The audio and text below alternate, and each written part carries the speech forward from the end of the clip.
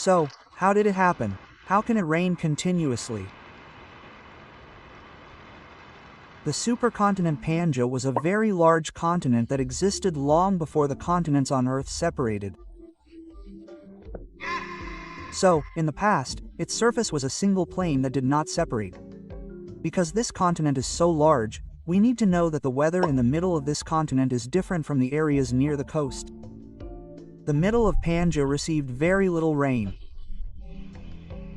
So living things at that time evolved to survive in conditions with minimal water. You can imagine how rough their throats were. A series of volcanic eruptions are believed to have started this rain. But how come? It seems that volcanoes can start the rain. This eruption is known as the eruption of the people on the west coast of the supercontinent Pangea. How big was the magnitude of this eruption? We don't know for sure.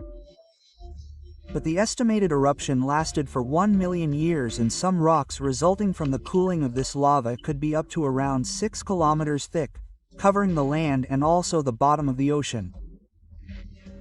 The results of the eruption threw out gases from the erupting volcano. For example, CO2 in very large quantities. Plus the lava that was spilled is estimated to burn layers of rocks from the carbon period that contain a lot of carbon. For example, like coal layers, which of course when burned release a lot of greenhouse gases.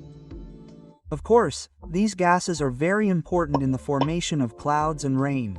Well, the amount of greenhouse gases will then trap energy from the sun, namely heat energy.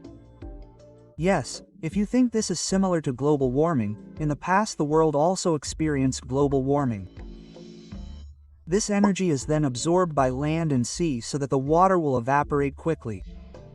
In accordance with the water cycle, the water in the atmosphere will then be carried in the clouds and produce rain.